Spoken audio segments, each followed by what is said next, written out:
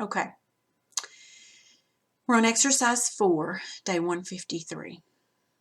So let's look on page 345.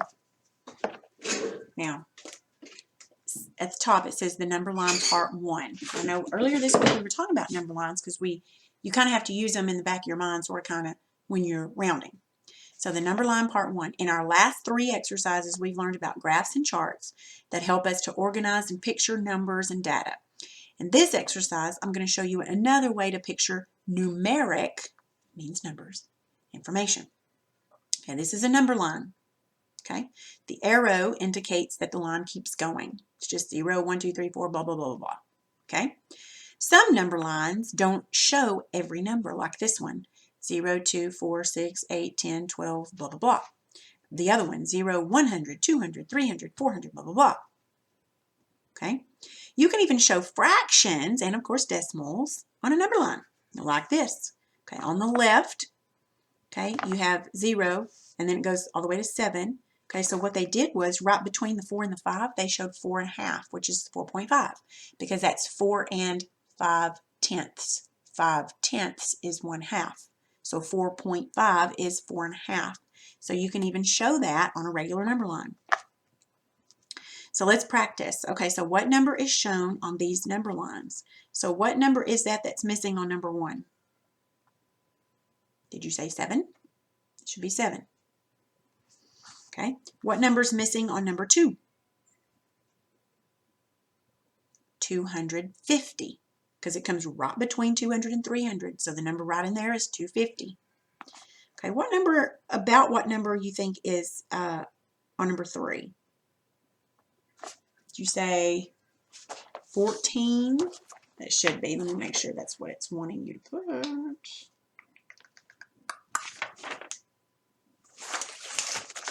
Yeah, it should be 14. Yeah, it's 14. What about number 4? What number do you think that is? What number would come directly between 60 and 80? 70. It should be 70. All right. That should have been easy. No. Oh, let's do number 5. All right. Number 5. What number do we have on there?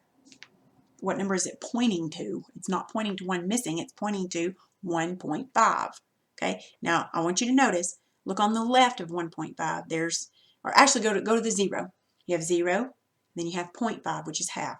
Then you have 1. Then you have 1.5, which is 1 1/2. Then you have 2. Then you have 2.5, which is 2 1/2. Then you have 3.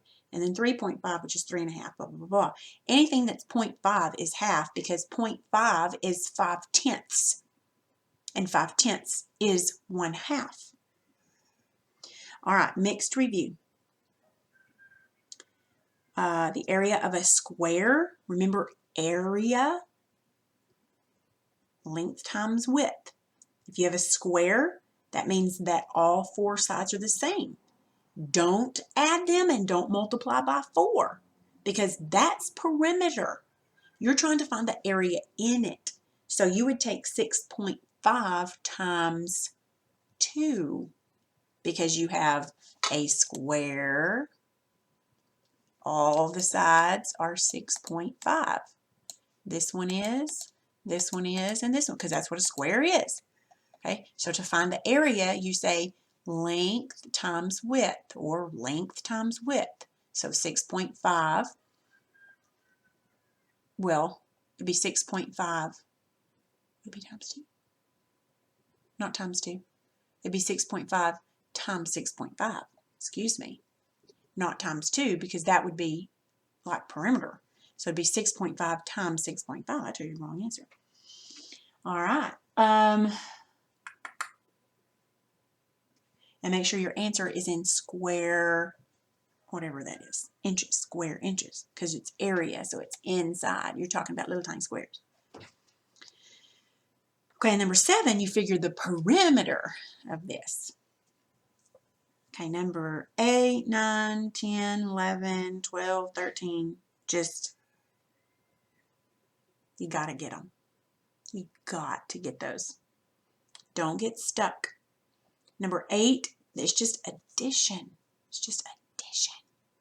Remember when you add decimals, all the decimals have to line up. So 17 could be 17.00 if you need to have something there, if it confuses you.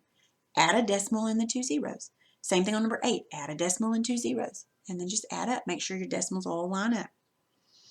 Number 9, the same thing. You can add a decimal, 0, 0 to the top number. You can always add a decimal and zeros if you need to. You don't ever take them away, but you can add them. You know how to do number 10. You just multiply like normal, pretend like the decimals are not even there. When you get your final answer, you're going to start on the right-hand side of the answer, and you're going to move over 1, 2, 3 places and put your decimal. Same thing on number 11, but you'll move over 5 places. Numbers 12 and 13 are dividing with decimals. Move the decimal to the right until you get a whole number on the outside. And number 12, you're going to have to move it 2 places to the right. So that means the number inside, you'll move 2 places to the right and then bring it up. And then just divide like normal. Number 13, you're going to move it 1 place to the right and then inside 1 place to the right and bring it up. Okay? That's a good thing at the bottom. All right, let's see. Number 14. A candy bar is 85 cents. What would the total cost be of 9 candy bars? What would a 7% sales tax be? Now, what's the total cost of the candy bars? I'm going to need you to help you on this one, I know. If you want to go ahead and pause it and do those up there first, go ahead. When you're ready for number 14, I'm ready. Okay, we're going to walk through this. So a candy bar costs 85 cents. 1. So the first question says, what's the total cost of 9 candy bars? 1 is that. That's how you'll figure what 9 of them will cost. Just multiply. When you get your final answer, start over here and move your decimal 2 places this way. And that's the cost of 9 candy bars. Okay, go ahead and do that.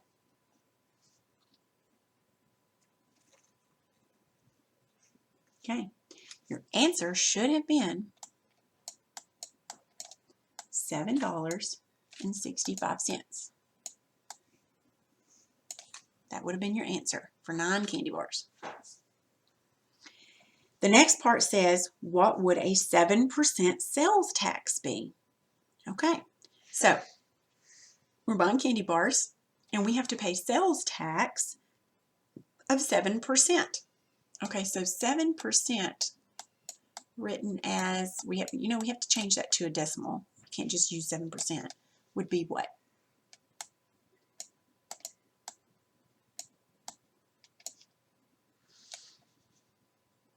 Okay, because remember, your decimal's here in actuality, and to change it to a decimal, you got to move it 2 places this way, which means you have to add a 0. So we get 0.07. Now, to figure out what your sales tax would be, you're going to take 765 and you're going to multiply it by your sales tax. Multiply that.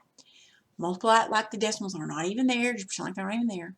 When you get your final answer, start over here and you're going to move 4 places. Bam, bam, bam, bam. But the answer needs to be money. Okay, so you'll have to make it into money where you'll have to round to where there's only 2 places to the right of the decimal. So go ahead and do that. Okay, so your final answer you should have gotten from this would have been this. 0.5355. But like I said, we need money because we're figuring out the tax, so it's money. So that means we only need 2 places to the right of the decimal since we're doing money. Okay, that means look at this number. This number makes this go up. So your tax would be 54 cents. All right. Your last answer is, or your last question, now what is the total cost of the candy bars? Well, this is the cost of the candy bars, 9 of them. This is the cost of tax. So you add these two together to get your total. So go ahead and pause it, add that up, and I'll tell you what your final answer should be.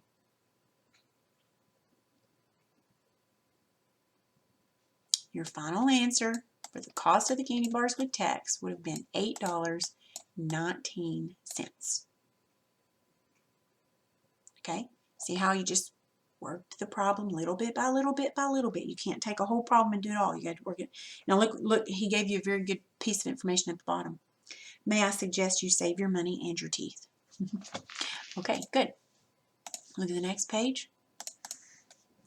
Okay, the diameter of a circle with a radius of 8 inches. Okay, so you got the circle, diameter goes all the way across, radius is half. So if half the circle is 8, what's the whole? Okay, figure that out. Number 16, of means times, change 38% to 0.38, multiply. That's what it is. Now, on number 17 and 18, it says times and division, but you're multiplying tens and you're dividing tens, so there's no calculations. The only thing you got to do is move decimals. And I'm just going to remind you, when you multiply by tens, and when I say tens, I don't mean just 10, I mean tens, hundreds, thousands, 10,000s, 100,000s, blah, blah, blah. Anything that's like a multiple of 10. When you multiply, remember, it gets bigger. The number gets bigger.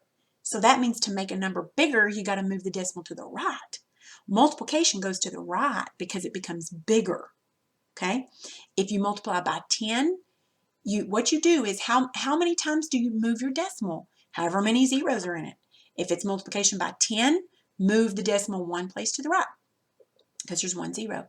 If it's by 100, move it 2 places to the right because it's 100. It's got 2 zeros. By 1,000, you're going to move it 3 places to the right. The opposite is true for division. Division makes a number get smaller so that it goes to the left and you move it the same amount. If it's division by 10, move it 1 place to the left. If it's division by 100, 2 places to the left. Division by 1,000, 3 places to the left. However many zeros are in that 10, that's how many times you move it. Basically, the only thing you got to remember is, are we going to the right or the left? And all you got to remember is multiplication makes it bigger. So you have to move it to the right to make it bigger. So you should be able to do that. Now, number 19. You better get it right. If you have trouble, go back to the lesson that we did on Monday and I walked you through it. Okay? And then do number 20 and that'll be all for today.